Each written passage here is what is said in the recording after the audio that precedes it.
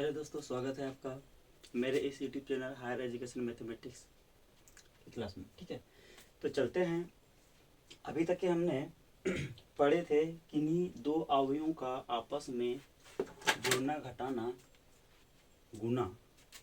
ठीक है, अब हम पढ़ेंगे भाग। इस प्रकार भाग करते हैं। ठीक है, तो भाग हम देखते हैं यहाँ पे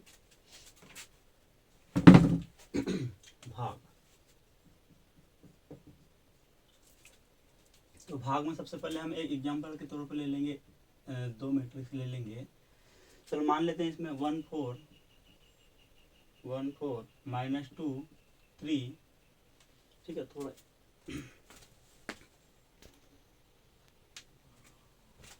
ये दिया हमारे पास। ठीक है, ए के लिए। अब बी के लिए मान लेंगे हम -2 5 और दिया 6 7। ठीक है, ये हमारे पास दो मैट्रिक्स दिए हुए हैं जिनका हमें क्या करना है, भाग करना है। तो फ्रेंड आप लोग जानते हो। ठीक है, तो देखिए हम डिवाइडेड को, भाग को हम खासतौर पर इस प्रकार से हम डिनोटेट करते हैं, ए अपन बी के रूप में, या इसे हम ए इंटू बी इनवर्स के रूप में भी इसको हम लिख सकते हैं, क्योंकि बी यहाँ हर में दिया, इसे ऊपर लाएंगे तो इनवर्स हो जाएगा, इजिकल टू सी। तो सी क्या कहलाएगा हमारा है, भागफल कहलाएगा। सी के क्या कहेंगे, भागफल बोलेंगे।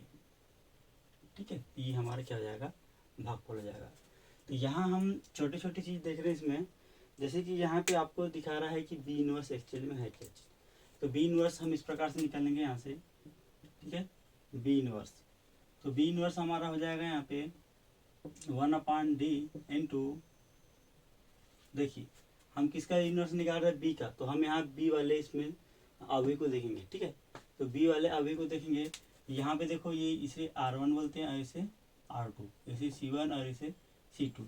तो हमको क्या है, क्या करना है, जैसे कि R1 वाले पोर्शन को क्या बनाना है, C1 बनाना है, और R2 वाले, सॉरी, इसमें R2 वाले पोर्शन को C1 बनाना है और R1 वाले पोर्शन को C2 बनाना है। तो यहाँ बना लेते हैं। चलिए, R2 वाले पोर्शन क्या बनाना है अपने को, C1 बनाना है। तो 6 7। ठीक है, ये हमने कर लिए। अब क्या बोला इसमें, R2 वाले पोर्शन में क्या बनाना है, C2 बनाना है। ठीक है, ये क्या हो जाएगा, 5 और 2। अब यहाँ बात करेंगे चिन्हों की। ठीक है, चिन्ह यहाँ पे माइनस है और यहाँ प्लस प्लस है। तो यहाँ जहाँ माइनस है उसे प्लस करना है और जहाँ प्लस है उसे माइनस करना है। तो देखिए यहाँ माइनस है, यहाँ बाकी जगह प्लस है। तो माइनस वाले को प्लस कर दिया, बाकी को क्या कर दिए, माइनस कर दिया। तो ये हमारे पास चिन्ह भी चेंज हो गया। ठीक है, तो ये हुआ। अब यहाँ पे हमारे पास जो डी दिया है, डी क्या कहलाएगा हमारा, डिटरमिनेंट। क्या कहलाएगा हमारा, डिटरमिनेंट, जिसे हम क्या बोलते हैं, माइनर बोलते हैं। ठीक है, ये हमारा क्या हो जाएगा, माइनर हो जाएगा। अब डी कैसे निकालेंगे हम, डिटरमिनेंट कैसे निकालते हैं, आपको पता है। डिटरमिनेंट किसका डिटरमिनेंट निकालना है, बी का। किसको लेके चल रहे हैं, बी को। तो बी का डिटरमिनेंट क्या होना चाहिए, 7 -5 -6। ये नहीं, ये इसका लेंगे, है ना। तो -2 5 6 7। तो आगे सॉल्व करें इसको, -14 -13 इजिकल टू -44। तो ये हमारा क्या हुआ, डी निकल गया यहाँ पे। तो डिटर्मिनेंट हम भी निकाल लिया यहाँ पे। ठीक है, अब चलते हैं आगे भाग की ओर। ठीक है, ए अपान बी। तो ए अपान बी इजिकल टू क्या हो जाएगा, ए की वैल्यू कितनी है, 1 4 -2 3 इंटू बी की वैल्यू कितनी है, बी इनवर्स की वैल्यू 1/d है ना, 1/d इंटू 7 -4 5 -6 -2। ये हो जाएगा यहाँ पे 1 4 -2 3 इंटू 1/-44। यहाँ डी की वैल्यू हमने पुट कर दी। ठीक है, 7 -5 -6 -2। आगे चलते हैं, 1/-44 को हम आगे ले ले। ठीक है, इंटू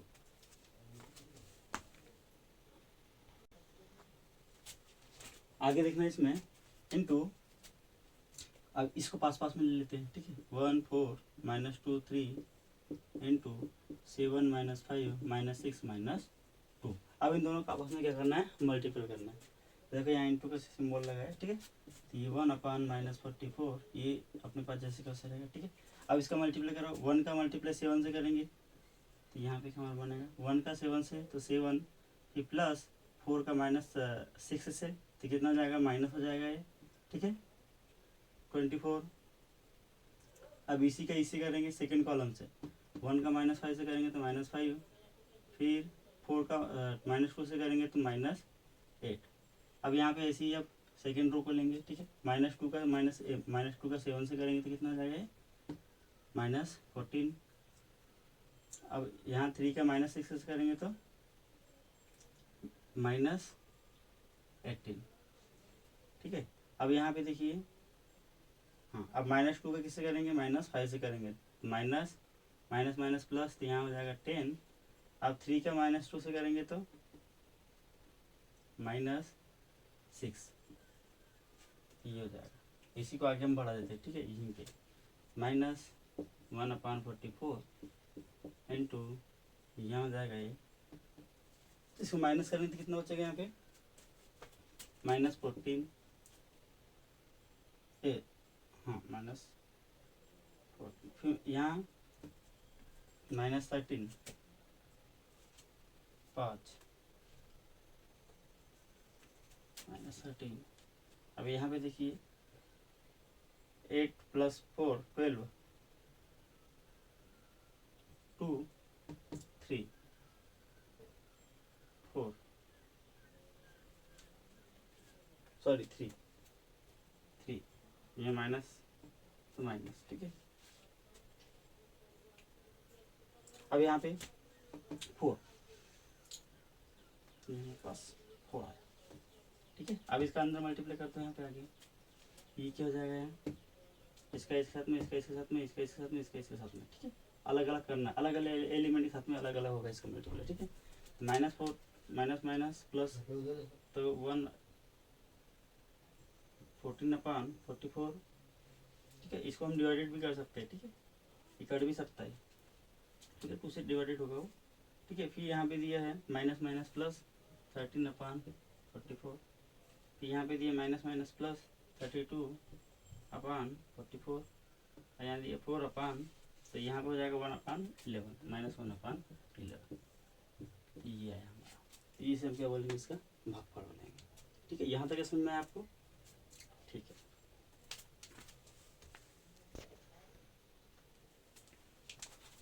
अब आगे बढ़ते हैं, अब चलते हैं सिलेबस की ओर, ठीक है। तो सबसे पहले दिया है सिलेबस में, अभी तक हमने जितनी भी जानकारी देखी, हमें जनरल जानकारी थी, ठीक है। जनरल इन्फॉर्मेशन, हमको मैट्रिक्स के बारे में हमको जानना था कि इसको किस प्रकार जोड़े, किस प्रकार घटाए, किस प्रकार गुणा करे और किस प्रकार इसको डिवाइडेड करे, ठीक है। अब बढ़ते हैं रैंक ऑफ मैट्रिक्स की ओर, ठीक है। तो रैंक ऑफ मैट्रिक्स में हम देखते हैं यहाँ पे, तो लिखेंगे इसको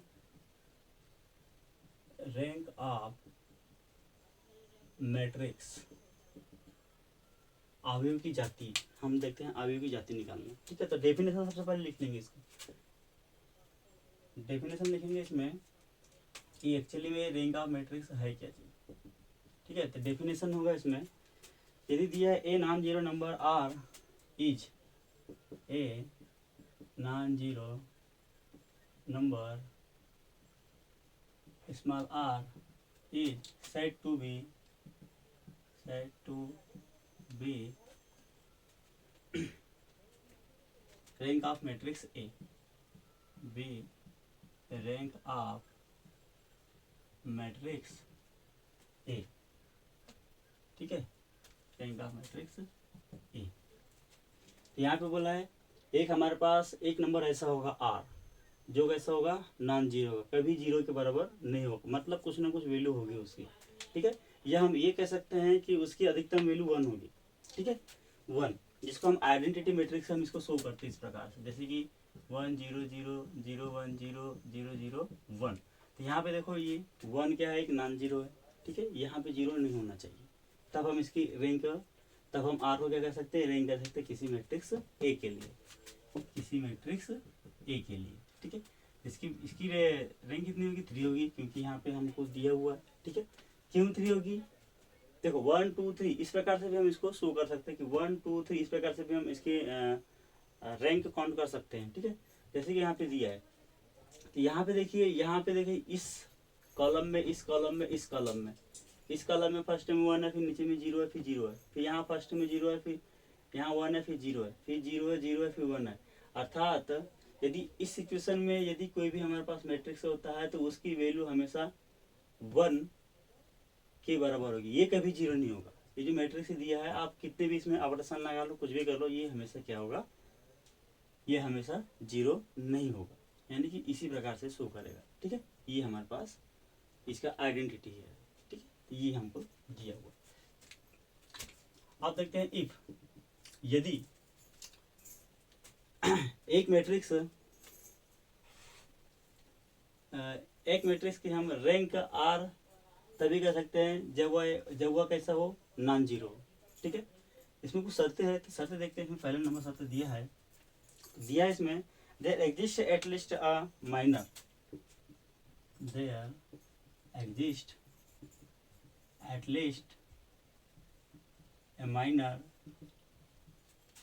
at least a minor of a of order R, of a R of a of order are.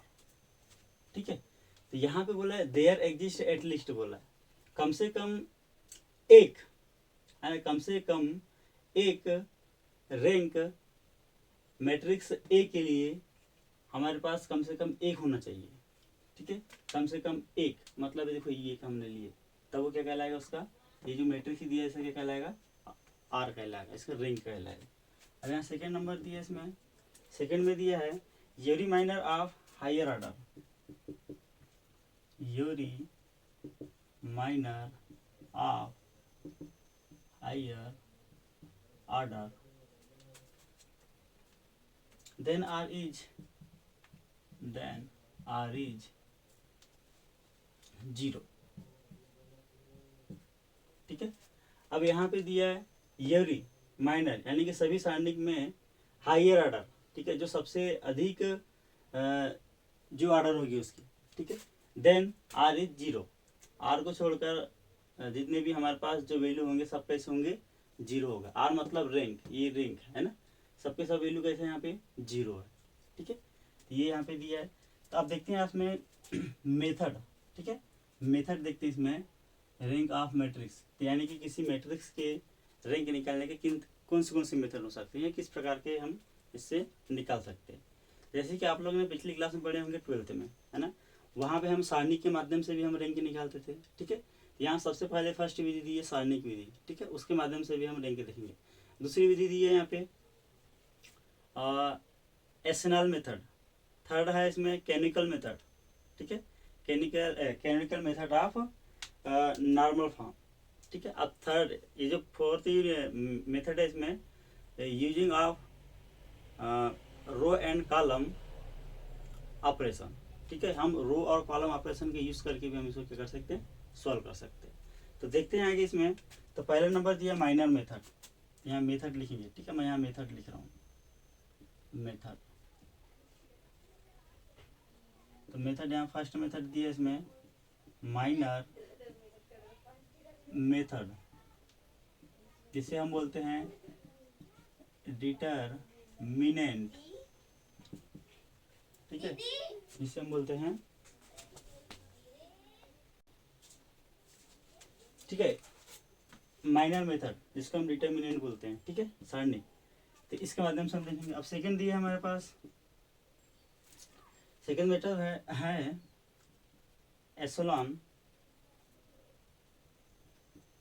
Ethanol सोपानक method, ऐसे बोलते हैं ना, तो एथेनॉल सोपानक मेथड है। तो एथेनॉल form of matrix, form of matrix, matrix. Third दिया हमारे पास canonical, canonical form or normal form, form or normal form. ठीक है, फोर्थ दिया हमारे पास,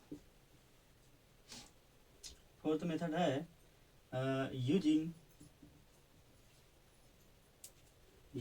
रो and column, row and column operation method, operation method. तो ये हमारे पास 4 मेथड दिए, ठीक है। तो इन मेथड के माध्यम से हम यहाँ पे मैट्रिक्स को सॉल्व करेंगे, ठीक है। तो सबसे पहले माइनर मेथड दिया जिसको डिटर्मिनेंट बोलते हैं, जिसको हम हिंदी में क्या बोलते हैं, सारणिक विधि, सारणिक, ठीक है। इसके माध्यम से भी हम देखेंगे। यहाँ पे है एसोलान रूप,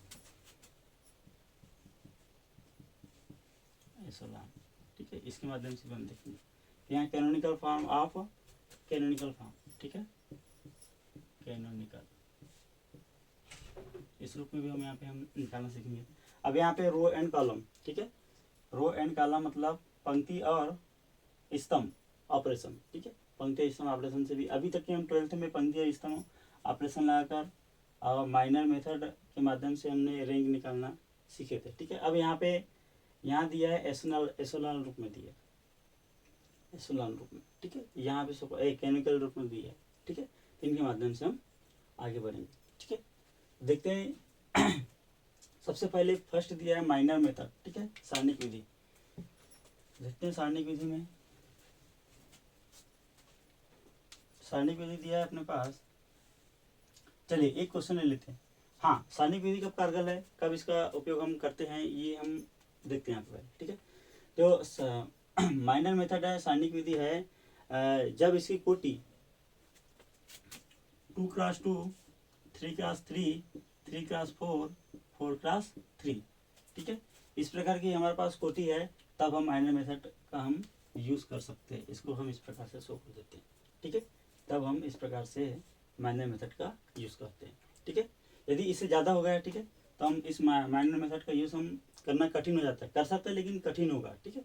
इसलिए यहाँ पे क्या करना है अपने को, माइनर मेथड में 2x2, 3x3, यहाँ मैं लिख देता हूँ ऑर्डर,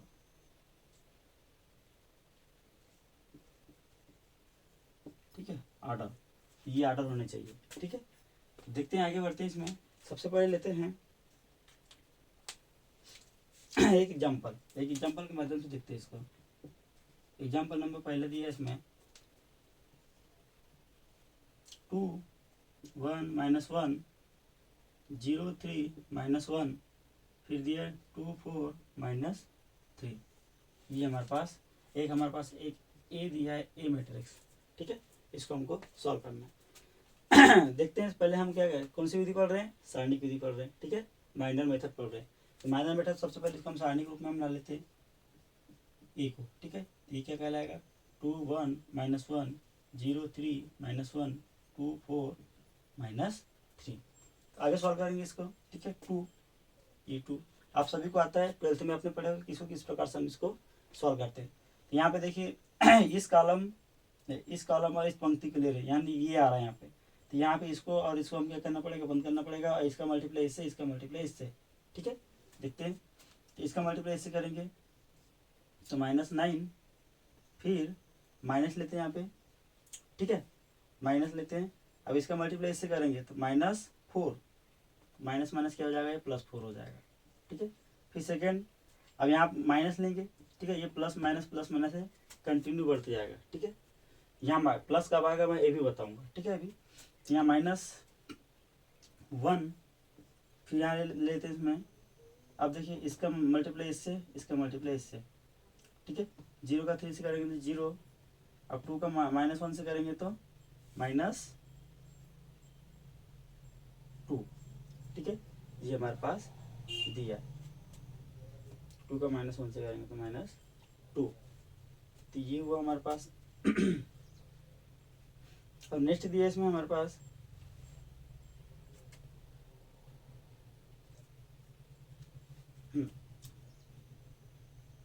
आगे -1 दिया है ना, -1 यहाँ प्लस लेते हैं लेकिन यहाँ -1 दिया इसलिए -1 ले रहे हैं, ठीक है। अब आगे सॉल्व करेंगे इसको, 0, 0, ठीक है, 0 का मल्टीप्लाई 4 से 0, 3 का मल्टीप्लाई 2 से, या 2 का मल्टीप्लाई 3 से करो, मल्टीप्लाई में आगे पीछे कर सकते हैं, ठीक है। 6 हो जाएगा, -6, तो ये हमारे पास -6 आया, 0 -6। अब इसको सॉल्व हो रहा है, इसको आगे सॉल्व करेंगे इसमें तो कितना आ जाएगा, ये 2 into -5,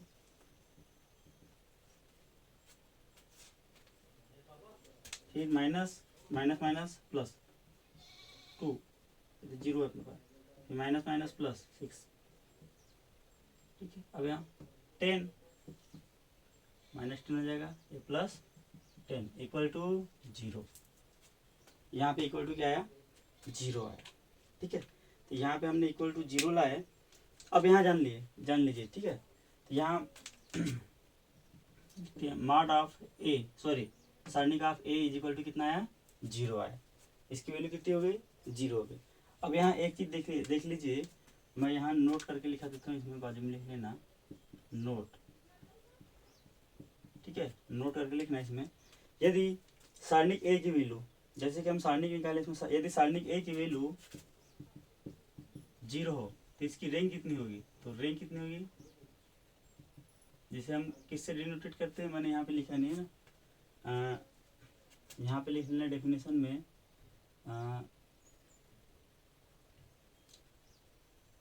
rank of denoted, rank जाति को हम rho of A is equal to R से रिप्रेजेंट करते हैं। तो यहाँ पे देख लीजिए, है ना, तो क्या हो जाएगा हमारे पास, row of A is equal to कितना होना चाहिए, यदि हमारे पास सारणिक ए की वैल्यू 0 है, ठीक है, इसकी रैंक कितनी होनी चाहिए, तो यहाँ 2 कंडीशन होंगे, ठीक है। ये पहला कंडीशन बता रहा हूँ, यदि मॉड ए सारणिक ए इजिकल टू 0 है, ठीक है, तो इसकी जो रैंक होगी, कभी भी हम कौन से किस अभी की बात कर रहे हैं, 3x3, तो 3x3 में अधिकतम कितने जाति बन सकते हैं, कितने जाति हो सकते हैं इसके, देखो हमने क्या लिखे थे, 3, है ना, 3 हो सकते हैं इसके, रैंक कितनी हो सकती है इसमें, 3, अधिकतम 3 हो सकते हैं, ठीक है, ये हमने जाना। लेकिन यहाँ पे देखो कंडीशन क्या कर रहा है, यदि सारणिक ऑफ ए इक्वल टू 0 है, तो इसकी जो जाति है कभी भी 3 के बराबर नहीं होगी, कभी भी 3 के बराबर नहीं होगी, कितनी होगी,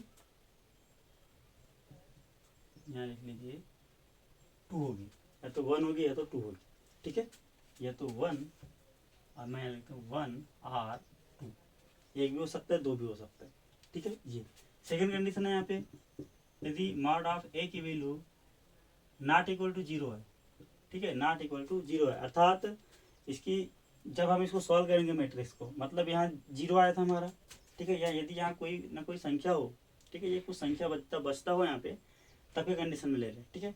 तब बता इसमें इसकी जो रैंक कितनी होगी, तो इसकी रैंक कितनी होगी, वो आप ए इक्वल टू 3, कितनी होगी, 3 होगी। ये हमने यहाँ पे 2 कंडीशन हमने नोट में लिखा दी, ठीक है, तो ये है।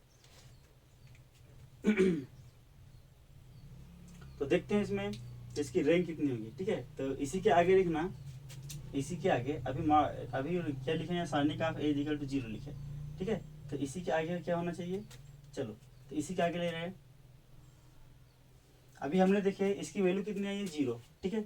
अब यहाँ पे हम इसका एक सहखंड ले लेते हैं, ठीक है, जिसको हम क्या बोलते हैं, कोफैक्टर्स बोलते हैं, सहखंड, जिसे हम क्या बोलते हैं, कोफैक्टर्स, ठीक है। तो इसकी सहखंड ले लेते हैं यहाँ पे, तो लेते हैं इसमें सहखंड, ये जो हमारे पास है सहखंड है, ये कौन सा सहखंड कहलाएगा, ये M11, क्या कहलाएगा, M11। अब ये सेकेंड, ये कौन सा कोफैक्टर कहलाएगा, M12। अब यहाँ दिए देखो, ये कौन सा सहखंड कहलाएगा, M21, और यहाँ पे देखिए ये लास्ट में दिए, ये कौन सा सहखंड कहलाएगा, M22। या ऐसे कितने सहखंड बने, 4, कितने सहखंड बने इसमें, 4, और भी हो सकते हैं, या तो चलो इसमें 4 सहखंड बने, ठीक है। तो हम यहाँ लेते हैं एक सहखंड M11, तो M11, तो इसका स्ट्रक्चर क्या होता है, -1 की power i plus j into aij, ये होता है, इंटू aij। तो इसके डेफिनेशन से हम देखेंगे इसमें,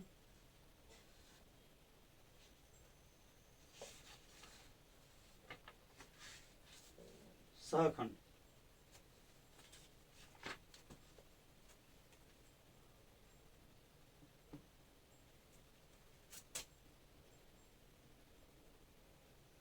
यह हम डायरेक्ट भी निकाल सकते हैं। देखो हम इस मैं इसको मिटा दे रहा हूँ ना, यहाँ पे दिया, ये दिया है ना सेम 2103, ठीक है। इसका सेकंड कितना होगा, M1 का 3 होगा।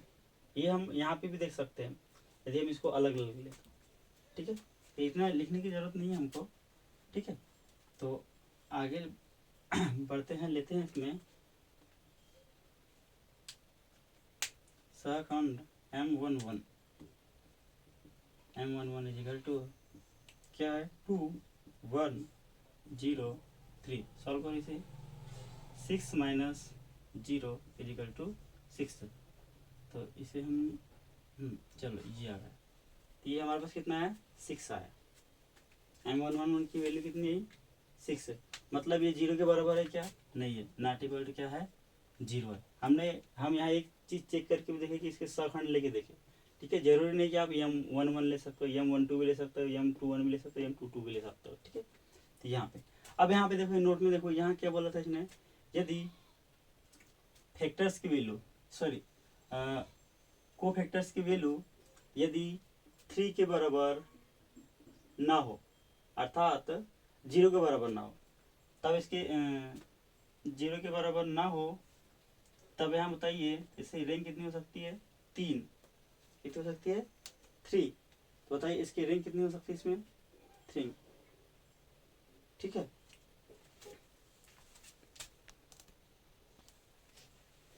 ठीक है, तो यहाँ पे देखो इसका मान कितना है 6, ठीक है। ये 0 के बराबर है क्या, नहीं है। तो यहाँ कौन सा कंडीशन लागू होगा, 0 के बराबर है क्या, नहीं है ना। देखिए तो यहाँ पे क्या होगा बताओ, या तो 2 होगा या तो फिर 1 होगा, ठीक है। तो rank of matrix, the rank of matrix is 2, rank of matrix row is equal to 2। ये इस प्रकार से हम यहाँ पे देख सकते हैं, ठीक है। अब बात करते हैं इसी में, ऐसे सेकंड एग्जांपल भी ले सकते हैं और देख सकते हैं हम। तो ऐसे आप लोग कई सारे एग्जांपल ले सकते हो, ठीक है। तो हम बात करते हैं एक मोस्ट इम्पॉर्टेंट, हमारे पास एक एग्जांपल दिया है, उसे हम लेके चलते हैं और उसे हम समझते हैं कि उसमें किस प्रकार से दिया है और किस प्रकार से उसको सॉल्व करना है, ठीक है। इसी के माध्यम से आपको पूरा समझ में जाएगा।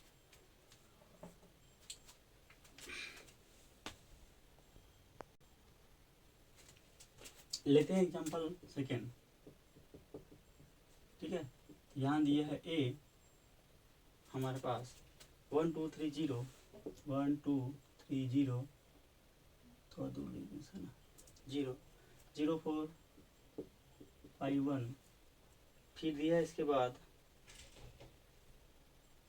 1 2 3 0 1 2 3 0, अब 0 4 5 1 0 4 5 1, ठीक है। ये हमारे पास दिया हुआ है।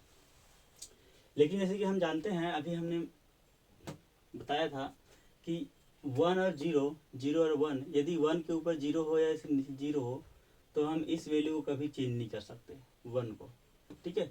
ये 1 जो दिया हमारे पास, ठीक है। क्यों, क्योंकि हमने इसके रीजन पहले बता चुके हैं, ठीक है। अब यहाँ पे देखते हैं इसमें operations, row and column operation लगा के हम यहाँ पे देखो बाकी को 0 भी कर सकते हैं यहाँ पे, ठीक है। इससे भी 0 कर सकते हैं, इससे भी, इससे भी। तो देखते हैं इसमें ऑपरेशन R2 R3 है ना, R3 को कर सकते हैं। तो R3 को 0 करने के लिए करना पड़ेगा, इससे इसको माइनस करना पड़ेगा, ठीक है। 1 से 3 को माइनस करना पड़ेगा, तो R3 माइनस R1, एंड यहाँ पे और एक संख्या लगा सकते हैं इसमें R4 बनाने के लिए, ठीक है। ये भी 0 कर सकते हैं अपन, तो इसमें क्या करना पड़ेगा R4 माइनस R3। तो देखेंगे इसमें ए इक्विवेलेंट, इसको तो कुछ नहीं करना है 1 और 2 को, सिर्फ हमको R3 और R4 को चेंज करना है। तो इसको जैसे कैसे लिख दो, ठीक है, 0 4 5 1। अब यहाँ पे देखो इसका माइनस इसे करेंगे, देखो ये R3 minus R1, R3 minus R1, तो 0 हो जाएगा। R3 माइनस R1 0 हो जाएगा, ये R3 माइनस R1 ये भी 0 हो जाएगा, ये तो 0 है ये, ठीक है। अब नेक्स्ट यहाँ पे देखिए इधर, यहाँ पे भी सेम हो रहा है इसमें, ठीक है। तो यहाँ पे भी सेम हो रहा है, तो यहाँ पे हम चलो यहाँ पे भी सेम हो रहा है, तो ये भी 0 हो जाएगा, ये भी 0 है ना, ये 0 ये 0 ये 0 ये 0, ठीक है। तो ये 0 हो गया। अब यहाँ पे हम देखते हैं 1 1 है ना, ये 1 यहाँ 1 हो सकता है, ठीक है। और एक ऑपरेशन ले लो आप लोग, ठीक है, और एक ऑपरेशन कर लो। यहाँ क्या करोगे बताओ, 4 का क्या करना है, डिवाइडेड करना है, 4 का क्या करना है, डिवाइडेड करना है, काय में C2 कॉलम में 1/4 करना है, ठीक है। C2 कॉलम बनाने के लिए क्या करना है, 1/4 C2 या C2/4 भी लिख सकते हैं इसको, ठीक है। देखते हैं इक्विवेलेंट ऑफ 1 0 0 0। अब यहाँ पे देखो 2/4 हो जाएगा, तो 1/2, ठीक है। अब ये 4/4 1 0 0, ठीक है। फिर यहाँ पे देखिए इसमें ये तो जैसे का तैसे रहेगा, ठीक है, 0 0 0 1 0 0, ये हमने कर लेते, ये आया हमारे पास। तो यहाँ हमको एक कोफैक्टर उठा के देखना है, ठीक है। अब देखिए, अब यहाँ मेन चीज़ है यहाँ पे समझने के लिए, ठीक है। इसको हम सारणी की विधि से हल कर सकते हैं क्या, ये 4x4 का मैट्रिक्स है, मैंने पहले बताया था 4x4 की मैट्रिक्स को भी हम सॉल्व कर सकते हैं, लेकिन इसको करना बहुत कठिन है, ठीक है। यहाँ पे देखते हैं इस प्रकार से हम इसको सारणी की विधि से सॉल्व नहीं कर सकते, लेकिन आप लोग इसे किस प्रकार से सॉल्व करोगे बताइए, किस प्रकार सॉल्व कर सकते हैं इसे। देखिए यहाँ पे मैं आपको बता रहा हूँ, ठीक है। तो यहाँ पर हम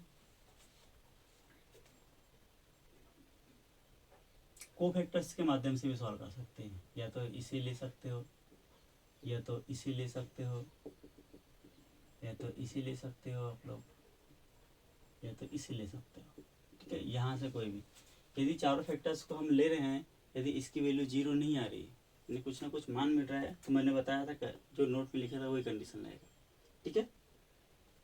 0 नहीं आ रहा हो तब, 0 नहीं आ रहा हो तब क्या हो जाएगा बताइए, इसकी जो इसकी रैंक कितनी होगी जब 0 नहीं आ रहा हो, इसकी रैंक कितनी होगी 3 है ना, इसकी रैंक कितनी होगी 3। यदि 0 नहीं आ रहा हो, यदि 0 आ रहा हो तो 3 से कम होगी, 0 आ रहा हो तो 3 से कम होगी, ठीक है, रैंक। तो इस प्रकार से हम इसको सॉल्व कर सकते हैं, ठीक है। तो यहाँ देखते हैं, अब एक यहाँ से हम एक मेजर ले सकते हैं, कोई भी एक मेजर लो, यहाँ पे ये वाला मेजर लेते हैं हम, ठीक है। इस मेजर की बात करते हैं, तो यहाँ टेकिंग इसी के आगे सॉल्व करना है, ठीक है। Taking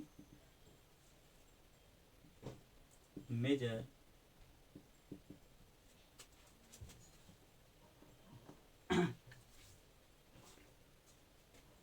sorry minor, taking minor, तो क्या जाएगा इसका माइनर 1,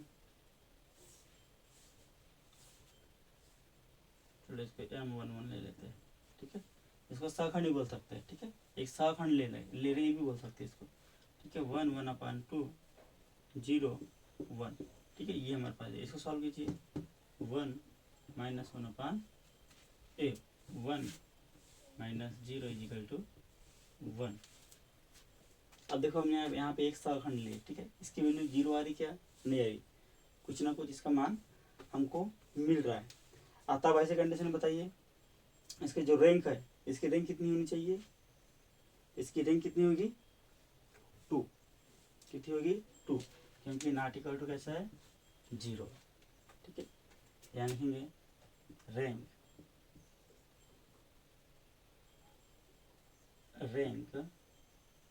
रो ऑफ A = 2, इसकी रैंक कितनी होगी 2। तो ऐसे करके आप सभी सहखंड को ले सकते हो, ठीक है।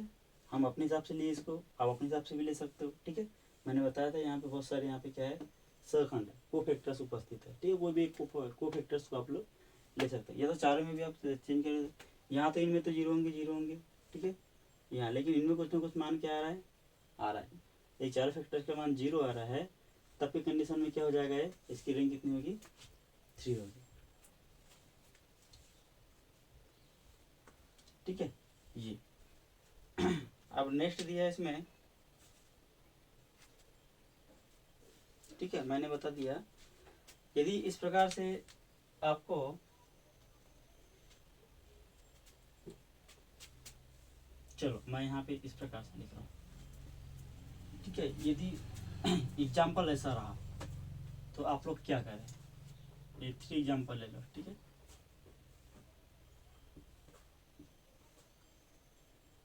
इस प्रकार से रहा तो आप लोग क्या करोगे, ये 4x3 या 3x4, इस प्रकार का हमारे पास कोई मैट्रिक्स है। तो करना कुछ नहीं है, हमको 1 2 3 3 कॉलम लेना है, या तो ये कॉलम लेंगे, ये कॉलम लेंगे, ये कॉलम लेंगे, ये 3 कॉलम अलग से ले लो, ठीक है। इसको सारणी की विधि से सॉल्व करो, ये इसको नहीं लेना तो इसको भी ले सकते हो आप लोग, इसको भी सारणी की विधि से हल करो, ठीक है। तो ये हमारे पास बहुत से ऑप्शन बन रहे हैं यहाँ पे, ठीक है। या को फैक्टर सहखंड के रूप में भी ले सकते हो, अलग अलग, ये अलग, ये अलग, ये अलग, ये अलग, इसे भी ले सकते हो। यहाँ 4 सहखंड बन रहे हैं, ठीक है। इसके माध्यम से आप इसको सॉल्व कर सकते हैं, ठीक है। ये क्लियर हो यहाँ पे। तो यही है हमारा रैंक ऑफ मैट्रिक्स निकालने की सारणिक विधि, ठीक है। तो दोस्तों आपको वीडियो कैसी लगी, तो please like share and subscribe. Thank you, धन्यवाद, जय हिंद।